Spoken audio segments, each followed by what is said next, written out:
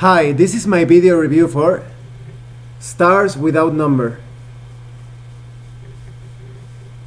Stars Without Number is basically Dungeons and Dragons in space. Or at least that's how I feel it is. Stars Without Number is a sci-fi game with a lot of old school mechanics, but with also some modern trappings. Let me talk about the PDF first. The PDF is pretty good. You can easily navigate through it thanks to a virtual table of contents, and the book explains how to play the game pretty easily. There are a few vague or loose points, but as you read the book, you start filling all those gaps, making sense of it all. You can actually learn how to play the game in just a couple of days or maybe less. And well, let me get into the theme or the setting of this game. Humanity is supposed to have expanded, colonizing different planets and exploring galaxies. But as they started exploring and colonizing, they discovered that the human race holds a hidden psionic potential, and suddenly a lot of psychics with incredible powers started to be born and suddenly resurface among the humans. And humanity became too dependent on these psionic powers, even creating entire technologies based on psychic powers. But suddenly, a great cataclysm known as the Scream happened, and this powerful sound resonated on psychic levels that killed a lot of psychics, or maybe even drove a lot of them mad. So all the psychic potential humanity had went down the drain with this, because a lot of psychics died, and the ones who were insane were not capable of teaching others how to use those powerful abilities.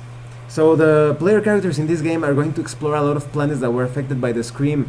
Maybe some of those planets reached a high level of technology, but because of this cataclysm, they are in a post-apocalypse decadent state. Some of them may have been spared, and they're in a very advanced technological and philosophical level. But some of the other planets could be in a very primitive state, maybe even prehistoric. Well, as I told you, this is basically Dungeons and Dragons in space, because it uses that classic rule system handled in Dungeons and Dragons First Edition and Advanced Dungeons and Dragons. So character creation is pretty simple. You generate some stats and flesh out some things about the character background, the skills. Skills in this game are pretty simple. They are just a simple roll of the dice, and you check some modifiers, and you see if you beat a target number. You roll equal or higher, you succeeded. If not, you failed. The three basic classes in this game are the warrior, the psychic, and the specialist. The warrior is what you would expect. It's a character who specializes in hand-to-hand combat and ranged combat. So you could create maybe a space marine, or maybe even a primitive mercenary. Because of the different technological levels in the different planets, you have a wide range of background to choose from. And the warrior has a special ability. If you take damage during a fight, you can evade that attack automatically. So the warrior is going to have an edge over the other classes in combat situations. You also have the psychic, who is physically weak, of course, but he's the only one who can use psychic powers. And you have the expert, who is he acts like the scientist, or maybe a pilot, or maybe a thief. He's the expert, and the one who specializes in the use of all those mind or trade skill sets that require a certain finesse. The expert has the special ability to re-roll a skill check. So if he fails, he has a second chance, but he can only do this once per hour. Psychic powers in this game are interesting. They are pretty simple to handle. The psychic can specialize in different. They are sort of like schools of magic in other games, but here there are different psychic disciplines.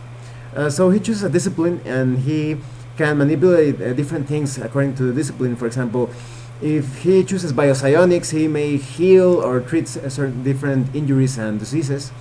If he chooses metapsionics, he can affect other psionic characters with bonuses or penalties, even if they are friendly or maybe foes. Precognition allows the psychic to see into the future. Telekinesis allows the psychic to manipulate things at a distance. And telepathy, the psychic can communicate with other beings, even at vast distances. And teleportation, of course, the psychic can move through space, even if it's a battlefield or some other place. And you have a good list of equipment because you need information about all of those different tech levels. So you have very primitive weaponry, but you also have high-tech guns and energy weaponry and psychic technology that may enhance the psychic capabilities. You also have starships and spaceships, and that's very important. You really can't enjoy, well, in my opinion, you can't enjoy a good sci-fi game about space exploration without different examples of how a spaceship works and spaceships work, and the different rules to create your own spaceships and shuttles. So you get all that, and I'm happy to say that unlike other systems, because there are some other sci-fi games that are pretty good, but their spaceship rules and spaceship construction rules are a bit I don't know, wonky or loose. They are not very solid. But the rules in this game are pretty easy to understand, and it's easy to create a spaceship. And even if you make a mistake because of the old school nature of the game, you can correct it almost immediately. And of course, you also have a system to generate galaxies, planets, the governments in those planets. You can generate names for a specific planet. You can create almost any kind of galaxy and sectors and planets with this system. These tables are pretty good because you could play other sci-fi games, and even if you don't really like this game, these tables are gold. They will help you generate all sorts of adventures and scenarios and planets and power structures. So I highly recommend that just getting this game because of all the rules and the options regarding the creation of these different systems and planets. And you also have mechs, and I love robots. I love giant robots that you can pilot. You have mechs, and you have good arguments of how they came to be, why they exist in this particular theme or setting. And of course you'll get your rules to create your own mechs or to modify existing examples of them. And you have a lot of good advice about how to run a game, about how to handle death and negotiation, diplomacy. So this game is pretty. It feels kind of like a toolkit for sci-fi games, even though it has the basic old school system. A lot of us pretty much love the Dungeons and Dragons in space, like I told you. It has a lot of options so you can take what you need and discard what you don't like. And combat in this game is pretty easy. Your character moves and attacks, or maybe attacks and then moves. And it's all about measuring risks and the consequences of entering a specific conflict. Because this is a very old school game, you have limited options when it comes to combat. You don't have all those complicated feats and powers. You have some special abilities that you may use every now and then. But it's all about equipping your character with the right weapons and tools, and choosing the right course of action, and trying to measure if something is too risky to take head on. So in these types of games, you really have to put your brain into work and how to handle a situation, not always by combat. And of course you have good rules for alien creation. This is a sci-fi setting. You have to have good rules on how to create all those mysterious races and the characters will encounter on their travels.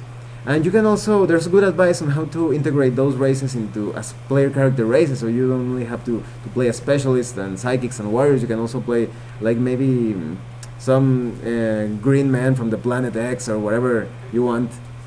You also have a good bestiary because you're going to face a lot of dangerous animals in those different planets. Maybe your characters could also hunt them for food.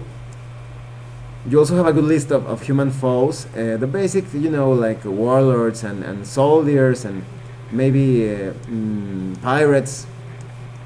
And you can also play as a robot character with a specific AI. And the cool system here is that the cool thing that you have different armatures, so you can protect your robot character. that means that a lot of players could, well, a few players could create different robot characters or androids, and they will all be different because of the different armatures and the bonuses that they give the character. All in all, I think this is a pretty good game. I'm pretty surprised with it. I'm always on the lookout for games that integrate the old Renaissance, the old school Renaissance systems with some modern trappings, because those systems are pretty solid in my opinion. They may not be the best after so many systems have come out, but they are classics. I consider them classics, and the way Stars Without Number handles those old conventions and gives them it impregnates them with new ideas and fresh concepts, makes this game really worthy to play, not only for a few months, maybe years to come, because of all the systems to generate all those planets, the governments. It's all pretty detailed and pretty fleshed out. As I told you, all the things in this game give some pretty cool ideas for some other sci-fi games. So if you don't really like the old school Dungeons and Dragons system, you may wish to buy this book, because it gives a lot of ideas to generate all those adventure seeds and long-term campaigns with all these tables to generate planets, governments, etc., etc., etc. And it's also explained in a very simple way that you will have no trouble. Oh, of course, I forgot. You even get a list of names for characters and characters from different planets. So you may have a planet based on maybe Russian culture, and another one that looks a lot like a entire Japanese planet. There is a lot of good material in this book. I highly recommend this book. It's not only pretty fun to read and learn.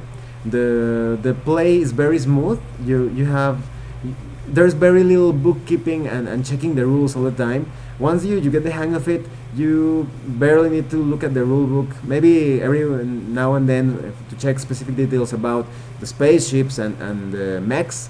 But all in all, it's a pretty good system. I highly recommend it, and I hope you decide to get it. Well, thanks for watching my review. If you have any questions or comments, please let me know. See you later.